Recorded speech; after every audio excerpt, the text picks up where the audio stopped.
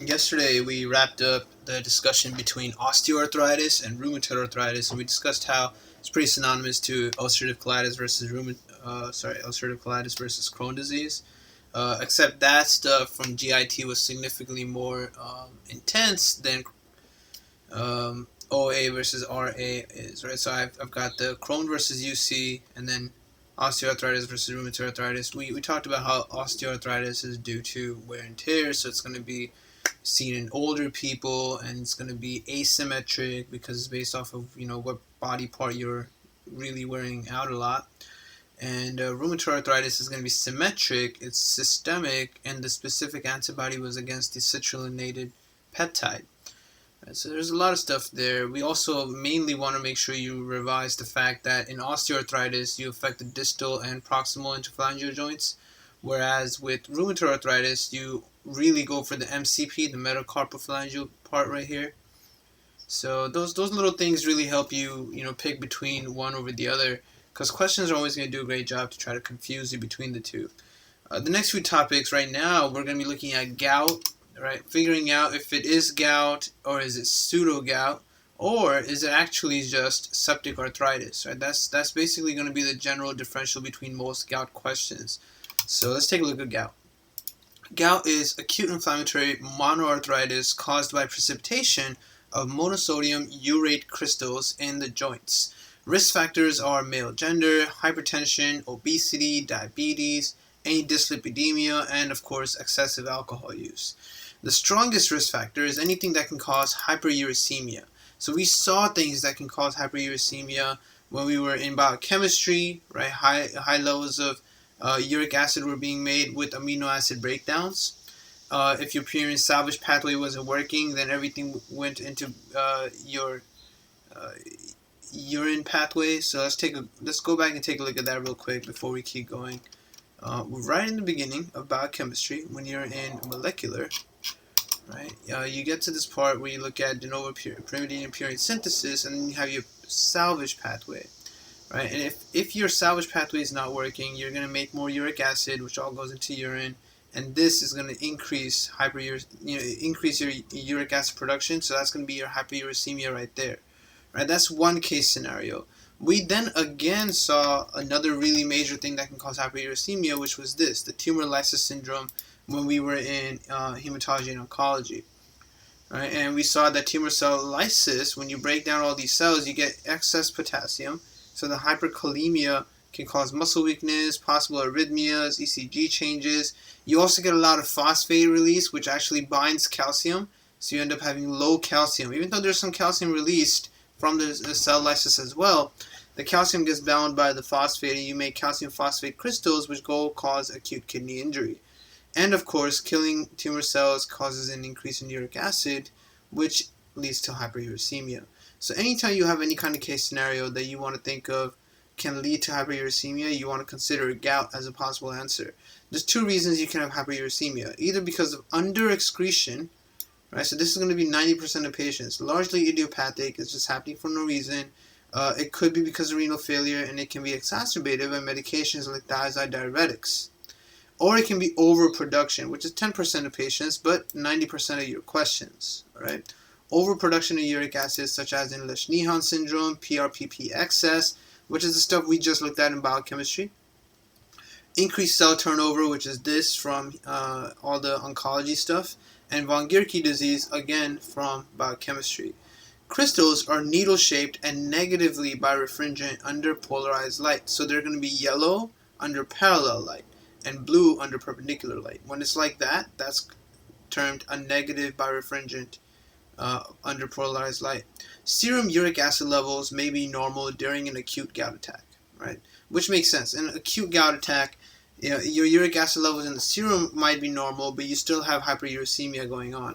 And you definitely want to make sure that you don't just base gout off of serum uric acid levels, because you might be excreting it just fine, so it's not really high, but you are still excreting a lot of uric acid, and that's gonna affect you. Now, symptoms are going to be asymmetric joint distribution. Always remember that if it's symmetric, it's probably something systemic, right? So this is going to be asymmetric. The joint will be swollen, red, and painful, and the classic manifestation is the painful MTP joint of the big toe, Right, so that's your podagra right there. You'll see tophus formation. Right, so tophus formation looks like this right here. Often on the external ear or the olecranon bursa or in the Achilles tendon. It can really occur anywhere. Acute attacks tend to occur after a large meal with foods that are rich in purines, like red meat and seafood. It can also occur after trauma, surgery, any excessive dehydration, maybe the person went hiking or something, diuresis, or alcohol consumption. So the things that are matching up here are the excessive food and alcohol consumption, because this can occur to a person after they attended a party. Right, they might have gone to a really big party where they had a bunch of food, and there might have been food that was really rich in purines. It's a very common thing. A lot of seafood, of course, right? And they might have actually had a lot of alcohol. The two things together are going to cause an acute gout attack. With alcohol, the alcohol metabolites actually compete for the same excretion sites in kidney as uric acid. So the alcohol metabolites can actually win that competition, and you end up not being able to secrete the uric acid. So you have decreased uric acid secretion and subsequent buildup in the blood, hyperuricemia. Treatment, well, this is what you usually get tested on. All right, they love throwing all the answer choices. Okay, if you're treating acute gout, right, we will talk more about this, I think, in this pharmacology section. Yeah, in MSK pharmacology, we finally look at NSAIDs. But throughout the book, we've been talking about gout many times. We've been seeing practice questions where we had to deal with gout and we had to figure out what medication to give. If you're treating acute gout, you just give NSAIDs or glucocorticoids or colchicine, right? But the chronic medications are xanthine oxidase inhibitors like allopurinol and febuxostat. You cannot give allopurinol or febuxostat to help someone with an acute attack. You'll actually end up worsening it. Right, because it kind of decreases uric acid excretion at that point, and worsening the acute condition where you already have too much uric acid for whatever reason. Right, so what they'll do is they'll give you a presentation. They'll tell you that it's an acute gout attack, and that acute episode of gout really needs to be dealt with an NSAID or one of these choices up here. But they'll have some NSAID as an answer choice, like indomethacin, let's say, and then a bunch of other answer choices that also seem like they're related to gout, but they're not for the acute options, right? And there are more options than these things, so you really have to be ready for that. And when we get to the pharmacology, we will see that they do a really good job breaking it down. Right? So right here, they do a really good job showing you chronic gout drugs and acute gout drugs. Okay, so it's not going to be that bad. Now you see, if you're treating acute gout, right, they can give you any one of these answer choices, and then 4 other answer choices are right here, and those 4 would be wrong. But if you're treating chronic gout, they can give you one of these answer choices and so many different other answer choices, because there's so many NSAIDs, there are so many glucocorticoids, and of course colchicine. Right, so it's really possible to give you a question on either one of the case scenarios, and then give you many answer choices that are wrong because they're for the opposite case scenario. All right, so this here is showing you the negative birefringency that you're supposed to look out for. All right, so yellow under parallel light, which is all the yellow ones you're seeing. So that's actually parallel to the light that's being shone on it. The blue ones are blue because those are perpendicular to the light that's being shone on it. They're also, you're seeing that the blue crystals are actually perpendicular to the yellow ones as well, obviously. All right, so you definitely want to keep that in mind. Now, just because you see a picture like this, it doesn't always entirely give it away that this is gout, right? Here, you don't know which one is parallel and which one is perpendicular. I didn't tell you that, right? Basically, what I'm trying to say is you don't know which way the light is being shone onto this. So maybe this is actually the perpendicular one, and this is the one that's parallel to the light I'm shining on it. Now it's positively birefringent, right? So unless they tell you that it's yellow under parallel light, you don't know, okay? Or if they tell you it's blue under perpendicular light, one of those two things have to be given to you for you to really figure out that it is gout. Take a look at this question at the top from UWorld. So a 64-year-old man comes to the emergency department due to acute knee pain. He developed redness, swelling, and severe pain affecting the right knee the day before his arrival. The patient has had 3 similar episodes in the past year that resolved quickly with over-the-counter analgesics. He has a history of polycythemia vera but has been non-compliant with phlebotomy treatments, so he definitely has a lot of red blood cell mass. Vital signs and cardiopulmonary exam are normal. His right knee is red and warm. there is severe pain with movement of the joint. The other joints are grossly normal. Needle aspiration is performed, and what is the most likely on analysis of his synovial fluid? So the fact that they told you that he has polycythemia vera, that goes into your myelodysplastic stuff right there. And in myelodysplastic issues, you can see tumor lysis syndrome. All right. So at that point, it really wasn't so hard to really figure out that it most likely is gout. Right. Most likely is gout. And he's been having chronic gout. He's had 3 similar episodes that did resolve with analgesics, most likely an NSAID. Right, something that you would take for acute gout. So they gave you more than enough information, so you picked the answer: needle-shaped, negatively birefringent crystals. His recurrent acute monoarthritis and history of myeloproliferative disorder has typical features of gout. Myeloproliferative disorders would have high cell turnover, leading to excess urate.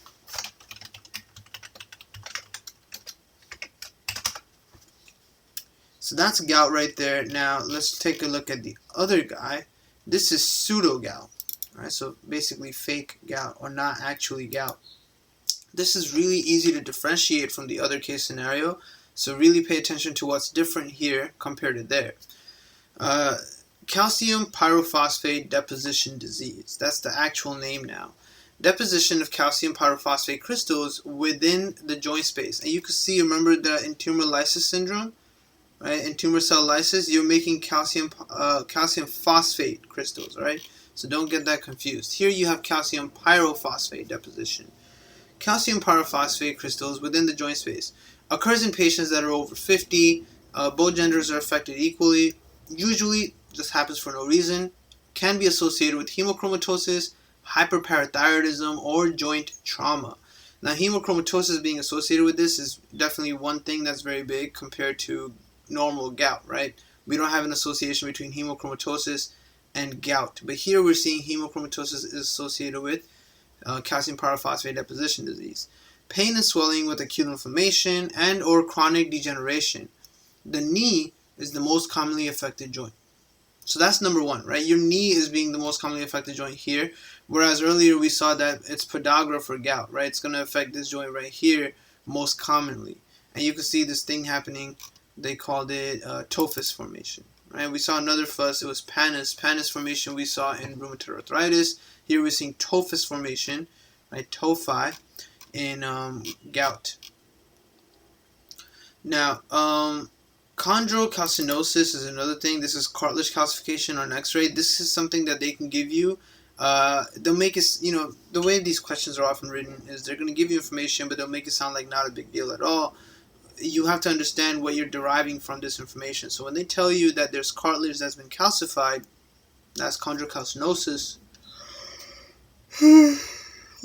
That's calcium pyrophosphate deposition disease right there. So that's one thing you definitely want to watch out for. Chondrocalcinosis. You do not see that in gout. Crystals are going to be rhomboid and weakly positively birefringent under polarized light. So it's going to be blue when parallel to light. So now this blue guy here, right, you're seeing is parallel to light, and this other darker blue color one is perpendicular. So you don't see anything yellow here, for example. Now, what you really want to watch out for basically is the fact that you're not seeing the same exact stuff, right? You can see the difference between this and this. Really significant differences there. They're not even like, needle shaped anymore. They're actually rhomboid. Acute treatment and prophylactic treatment is pretty much still the same kind of stuff. There isn't anything crazy different in terms of treating it. But the thing you want to watch out for is presentation-wise.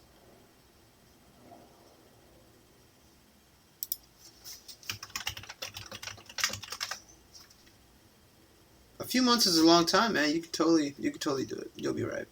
What you want to watch out for is presentation-wise stuff, right? Because questions will present in ways that they're going to try to confuse you into believing that it's the other thing, even though it's actually gout, right? And you might end up, doubting yourself. You might know it's calcium pyrophosphate deposition, but you're also really, really sure it could be gout. So you got to find ways to really solidify which one it is. Notice that calcium pyrophosphate deposition has nothing to do with hyperuricemia.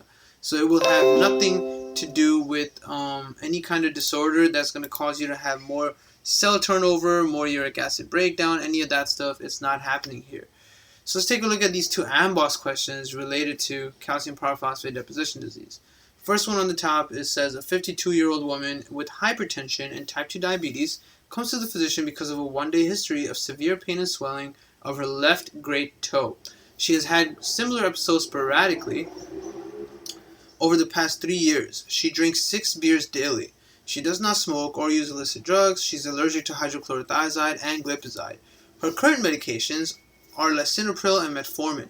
Examination shows erythema, warmth, and tenderness of the left first metatarsophalangeal joint and nodule over the right elbow. The most appropriate next step in treatment is the administration of a drug that has which of the following mechanisms of action. So first things first, you really got to figure out what's actually wrong with her, right?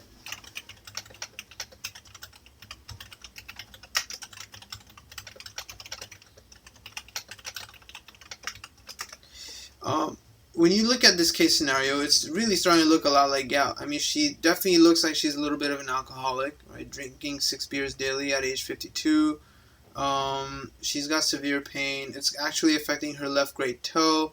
So either way, thankfully, you don't really need to figure out, for this specific question, you don't need to figure out whether it's gout or pseudogout. I'm going to keep saying pseudogout because it's easier to say, but pseudogout is now known as calcium pyrophosphate deposition disease, so don't mess that up. But yeah, you don't need to figure it out because both of them are treated generally the same way. So they're asking you to treat it, and the answer was reversible inhibition of prostaglandin synthesis. Reversible, what does that is just an NSAID. That's it, alright? Acute gout is the most likely diagnosis in this patient presenting with podagra and tophi. NSAIDs such as indomethacin or ibuprofen, which reversibly inhibit prostaglandin synthesis by inhibiting both COX-1 and COX-2, are the first line in management of an acute gout flare. Other drugs that can be used in a severe flare of gout include glucocorticoids and colchicine. Xanthine oxidase inhibitors like allopurinol and febuxostat can be used to prevent flares in patients who have chronic gout, but should not be used within the first 2 weeks of an acute flare because they can worsen the acute gout attack. Some people chose irreversible inhibition of COX, which was a trick answer, and that's only aspirin.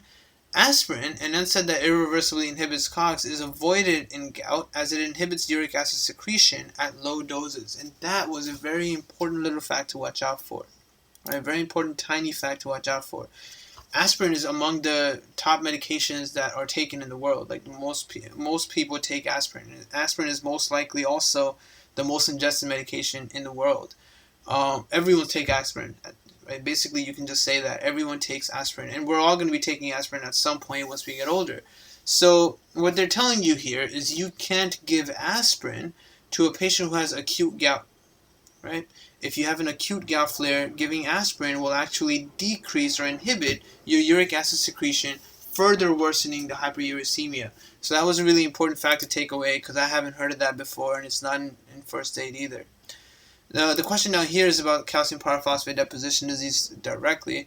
This one says, a 68-year-old woman with osteoarthritis comes to the physician because of a swollen and painful right knee for the past 2 days.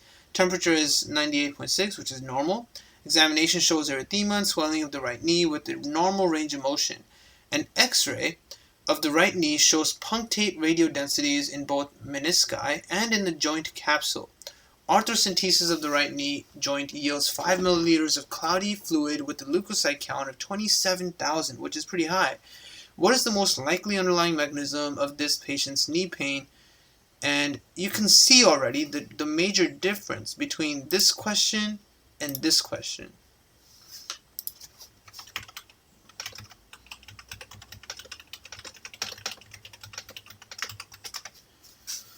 You can see that, when we were doing this question over here where the patient had normal gout, it was affecting her big toe, she had tophi, and she had something that could cause hyperuricemia, which was her drinking problem. So right there you could really figure out it must be gout. Here, she has nothing that can cause hyperuricemia. She has an inflammatory condition that can actually worsen her bone conditions, and then it's affecting her knee, which is the number one spot calcium pyrophosphate deposition disease generally affects, right? So there's a huge difference between the two in terms of presentation, question scenario, clinical picture, etc. But the treatment is the same, so that's something we're very lucky for. And that's really all you're trying to catch from here. Now, if I took the same question down here, and I told you that she was younger, maybe like 24, and her temperature is a lot higher, maybe she's got 102, right? She has fever, or 101 even. At that point, you wouldn't think it's really calcium pyrophosphate deposition disease, nor would it be gout. At that time, if it's the same exact scenario with a younger woman who could be sexually active and her temperature is really high, that would be septic arthritis, right? So that's another third kind of clinical picture that you want to be ready to tackle if presented. So let's move on. We'll see that soon enough too. This is a topic that I've been seeing in NBME. It's a really small topic, but it's something you need to know so you can pick the answer when you see it, right? It should ring a bell for you. So systemic juvenile idiopathic arthritis. The name gives it away, right? It's systemic. It occurs in juveniles, so it occurs in really young people. It's idiopathic, which means it's occurring for no fucking reason, and it's arthritis. This is going to be systemic arthritis in kids under 12. Usually presents with daily spiking fevers, salmon pink macular rash, arthritis, usually in more than 2 joints. Frequently presents with leukocytosis, thrombocytosis, anemia, and elevated ESR and CRP. ESR and CRP are just signs of inflammation. When they're elevated, you know there's inflammation going on. And we learned about ESR and CRP when we looked through your principles of pathology. Treatment, again, pretty much similar, but there's a couple extra things. NSAIDs work perfectly here, but you can give steroids, methotrexate, and TNF inhibitors. Right, so under 12, because once you're 13, you're a teen, so they're trying to really focus on the aspect of helping kids here. What is this? Okay. So that's really all there is. This question scenario can usually start with a kid presenting with a salmon-colored rash, right? And they'll tell you that it's a pink rash or salmon pink macular rash, or describe it as just a rash. And if you see rash and joint pain in a young kid, you think of this disease, systemic juvenile idiopathic arthritis. All right, give the kid NSAIDs, give the kid methotrexate, any TNF inhibitor, and the kid will be all right. It's not going to kill the kid. Sjogren syndrome is a big deal, but we're going to come back to that. I'm going to skip over it real quick to just take a look at septic arthritis real quick. Septic arthritis is the third case scenario that can kind of mimic gout, right? Normal gout can also affect your knee. And then calcium pyrophosphate deposition disease does most commonly affect your knee. And septic arthritis can also affect your knee as well. We saw that it's usually going to be asymmetric septic arthritis due to Neisseria gonorrhea when we were doing microbiology. So here they tell you it could be S. aureus, streptococcus, and Neisseria gonorrhea as common causes. The affected joint will be swollen, red, and painful, and the synovial fluid will be very purulent. There's going to be a lot of white blood cells in it. Gonococcal arthritis due to gonorrhea, STI that presents as either purulent arthritis or a triad of polyarthralgia, tenosynovitis, and dermatitis. You're going to have pustules there too. Polyarthralgia because it's asymmetric, but it's all over your body. And it moves, right? It moves. The arthralgia is going to be sometimes in your right elbow, then it can be in your right shoulder, and then it goes to your left elbow. It can do something like that too. They call it migratory polyarthralgia.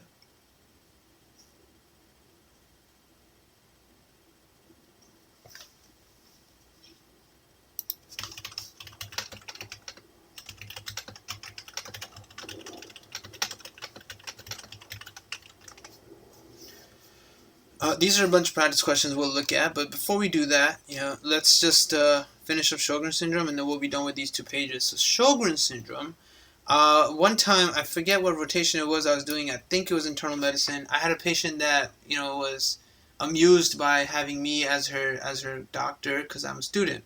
And she was like, do you even know about my condition? And then she joked about it. She wasn't mean, she was just trying to test me or whatever. So she was like, do you know about my condition? And she laughed, and then she was like, I'm dry everywhere, and she kind of went she was basically saying she's dry in her vagina, she's dry everywhere in her mouth, in the armpits, everything. And then immediately, as soon as she said that, I knew, and I was like, no way, you have Sjogren. And she was like, yeah, you do know your stuff. So this is a disease where you're pretty much just dry everywhere. You have autoimmune disorder that destroys all your exocrine glands. Okay, so you're not going to have any secretions at all. You're going to affect... most importantly, you're going to affect your lacrimal and salivary glands. Right? So You're not going to salivate, so you can see here her tongue is extremely dry, right? And she's not going to be exactly able to cry that well. You're going to see that the damage is mostly by lymphocytes, so you're going to see high lymphocytic infiltration, as they're pointing out right here. These are all lymphocytes. These are your exocrine glands, the big white circles. Okay, predominantly affects women 40 to 60 years old. What do you find? You're going to see inflammatory joint pain. So that is a presentation that can mimic rheumatoid and osteoarthritis. Keratoconjunctivitis, Zika, which is basically decreased tear production and subsequent corneal damage, right? Your eyes constantly need to be watered by tear that's always being made to keep it, moist. Because if that surface of your eyes gets really, really dry, which is something that happens to a lot of people that wear contact lenses, then your eyes are going to just start burning, right? There's going to be that burning feeling. You won't be able to tear to kind of just clear it all out. And your eyes are just going to keep closing, because if you open it, when the air touches really, really dry eye, it burns a lot. And that's not good for you. Xerostomia, which is what they're showing here, is a decreased saliva production. You're going to have fissuring of the tongue and mucosal atrophy. That sucks. Presence of anti-nuclear antibodies, rheumatoid factor, which we saw can be positive in many things, and anti-ribonucleoprotein antibodies, Rho and La. Right, so Sjogren, the show always helped me remember Rho and La. Right, it's something you have to keep in mind. And Rho and La are antibodies against the ribonucleoproteins. Right, ribonucleoproteins. Rheumatoid factor presence doesn't mean that you have rheumatoid arthritis. It's just there. Right, this thing is named rheumatoid factor, but it can be there in many different kind of inflammatory joint conditions. Anything that causes inflammation of the bone. So you really want to be prepared for that. So the more specific things are these guys for Sjogren syndrome. Your anti-ribonucleoproteins known as Rho and La.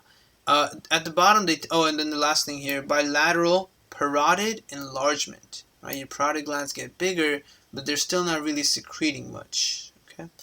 At the bottom, they tell you can see anti-Rho and anti-La may also be seen in lupus. Right, so that's something that you want to make sure you're ready for. Don't just completely base it off of antibodies if you're picking a diagnosis. Remember that lupus is also known as the great imitator. So it does mimic many different diseases in the way it presents in a patient. You can't really pick a disease simply off of an antibody all the time. Like the anti-citrullinated peptide antibodies that you see in rheumatoid arthritis, that's very specific. So if you do see it, you can pretty much go ahead and say, oh, the patient has rheumatoid arthritis. But if you find anti-Rho and La, you don't necessarily know that the patient has Sjogren syndrome. But if you see anti-Rho and La in a patient who's got xerostomia or keratoconjunctivitis Zika or other symptoms that are specific to Sjogren, then you can say it. Right? So combine the labs with the presentation of the patient. A common primary disorder, or it can be secondary and associated with other autoimmune disorders like rheumatoid arthritis, lupus, and systemic sclerosis. Right, so at that point, this patient would have multiple diseases that are presenting in her at the same time, blurring the diagnosis. Complications are going to be dental caries because there's no saliva to clean out your teeth, mucosa-associated lymphoid tissue, malt lymphoma, and this malt lymphoma is the real reason your parotid gland enlarges. And these two complications are the ones that you're really going to get tested on. All right, mainly the malt lymphoma. Focal lymphocytic sialadenitis on the labial salivary gland biopsy can confirm diagnosis. Right, so this one little sentence here is pretty significant because you can get a whole question on Sjogren syndrome, and then they'll be like, "How would you confirm diagnosis?" Well, you would do this. All right, you would look for lymphocytic sialadenitis on the labial salivary gland biopsy. Just take a biopsy of the salivary gland. If you see lymphocytes are attacking it, you know it's Sjogren syndrome. Right. In all reality, we probably wouldn't do that because it's pretty easy to see Sjogren syndrome. But if you need confirmation, you go ahead and do it. This thing is a test for Sjogren syndrome that was given from UWorld. I don't think this is still performed anymore because the filter paper thing can actually cause injury. But there's two things. Right here, this is the shimmer test. Right. So you're seeing the nasolacrimal duct over here. It's not going to be able to produce much tear. You have your lacrimal gland up there. That's also not going to be able to produce much tear. And you could just use a filter paper to see if there's any tear being picked up. The other thing here, this is fluorescent corneal staining. right? You use it to see if there's damage to the cornea, because without tear production, that's what happens. You get corneal damage. These are two little tests that were discussed in various questions, so I made sure I put them here. It's not something that you actually do in a clinical day-to-day basis, but it can be on your question stem. So now that we're done with all that, let's take a look at some questions over here. First question is, I believe, related to septic arthritis. So now you're going to get to see the differences. We already saw differences of how gout questions present, and there's hyperuricemia. Pseudogout with the calcium pyrophosphate, that is usually in the knee, and there's no hyperuricemia. And then now we're seeing septic arthritis. So this one, 27-year-old, see, really young, 27-year-old man comes to the emergency department due to severe left knee pain and swelling for the past 2 days. He has no recent injury or significant medical problems. The patient drinks 3 or 4 cans of beer daily but does not use tobacco or drugs. He works as a groundskeeper at a nearby golf course and has had to take some days off due to pain. His temperature is 101. On exam, his left knee is swollen, erythematous, warm, and tender with restricted range of active and passive motion.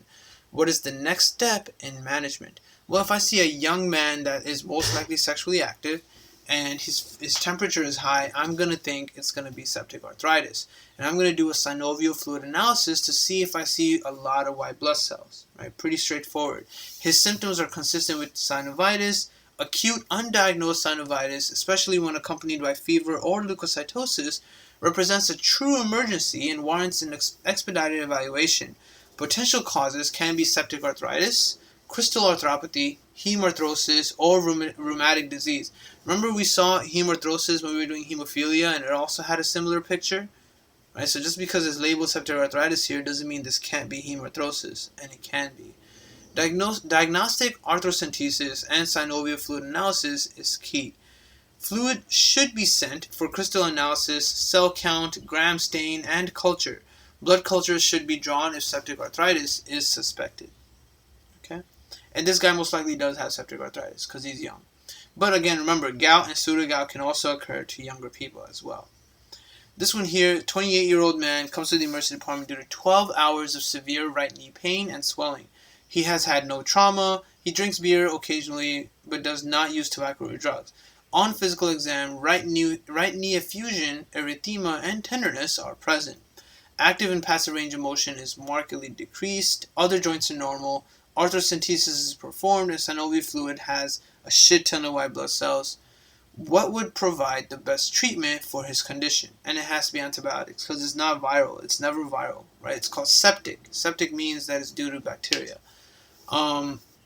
Antibiotics would be the answer here. He has acute monoarticular arthritis with an effusion, decreased range of motion of the affected joint, and a synovial fluid count of more than 100K. More than 50K is enough, but this guy is really up there. So you could already see, right, both of these guys over here, the 27-year-old man and the 28-year-old man, both of them had no case scenario that can cause hyperuricemia. They didn't really have any inflammatory conditions in their body to begin with, nor do they have cancer. They had high temperature, all right, and they have very decreased range of motion. In septic arthritis, you cannot move this at all. It's hurting like crazy. It's burning. You really don't want to use that knee at all. Right? With the gout and pseudogout, we saw different things. They were older people. If it was gout, they usually did have either an alcohol problem or something that can cause hyperuricemia because of tumoral cell lysis or some kind of autoimmune condition. And if it was pseudogout, we saw something that could possibly cause them to have the calcium pyrophosphate deposition. It's usually idiopathic, and it's a really old person, but it can be related to hemochromatosis, right? So we saw all of that. This question here now, this one is 64-year-old, comes to the emergency department due to 2 days of progressive right knee pain. So now it's a much older person. And I don't want to think septic arthritis here, but it could be. Always remember that all these case scenarios can be anywhere though. Right? A younger person can have gout or pseudogout, and an older person can have septic arthritis. It can occur. It's just we're thinking of what's most likely. And what's most likely has to come based off of what we see in the question. So a 64-year-old man comes to the emergency department due to 2 days of progressive right knee pain. He has a history of joint pain, but reports that this episode is more severe and is associated with knee swelling. He says, I bumped my knee on a chair 5 days ago, and that must have started the problem. He has a history of hypertension, diabetes, and chronic hepatitis C. He takes low-dose aspirin, metformin, lisinopril, and chlorthalidone. He has not received hepatitis C treatment yet. Arthrocentesis is performed, and the microscopic findings are shown in a histological image depicting tons of neutrophils and one cell with a few tiny blue dots inside. So I'm describing it to you. I couldn't show you the picture. What is the most likely cause of his symptoms? And here, the answer was actually joint infection, but not due to sex. It's not septic arthritis that's coming from unprotected sex. This is because of the injury he had. He had trauma. He mentioned it. He bumped his knee into the chair, and it must have been really hard, and he's 64. His knee isn't that, what it used to be back in the day anymore. The dots inside the cells are actually bacteria. They're cocci, most likely Neisseria. He has knee pain, effusion, and a histological image of gram-positive cocci indicative of septic arthritis. Children under age 2 are vulnerable to H. influenzae arthritis, while older children and adults develop S. aureus arthritis. Neisseria arthritis is common in women during late adolescence and early adulthood. Sickle cell patients are prone to salmonella, which causes osteomyelitis in them. S. aureus is the number one cause of osteomyelitis in general. Right, so this guy, it was his histological image that kind of gave away the infection aspect of things. You see the gonorrhea, Neisseria gonorrhea inside the neutrophils and various other cells, plus the fact that he had so many neutrophils and he did have trauma. Again, he didn't have any reason for him to have hyperuricemia, so I don't see why he could have gout. It wasn't affecting his knee the same kind of way for pseudogout to be the answer, because they didn't mention anything about the birefringence or hemochromatosis, any of those other things that can really help me pick pseudogout, right? Remember, in pseudogout you have the blue P's, right? Blue in parallel, positive birefringent, calcium pyrophosphate, pseudogout. Nothing was mentioned related to any of these things. All right. Last one here is from Amboss. This one says a 31-year-old woman comes to a physician because of a 2-day history of low-grade intermittent fever, dyspnea, and chest pain that worsens on deep inspiration. Over the past 4 weeks, she has had pain in her wrists and the fingers of both hands. During this period, she has also had difficulties working on her computer due to the limited range of motion in her fingers, which tends to be more severe in the morning. Temperature is 99.8, which is pretty high. Physical exam shows a high-pitched scratching sound over the left sternal border.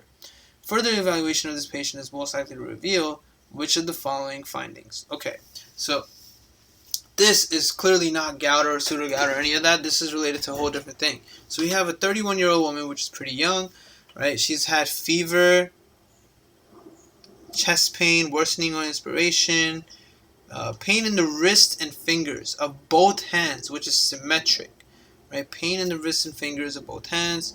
She's got difficulty using a computer because of the limited range of motion, and it's more severe in the morning, which really rings a bell for rheumatoid arthritis, because osteoarthritis is not symmetric, right? And it's actually good in the morning. It gets worse with use, because osteoarthritis is a problem of overuse, right? Wear and tear.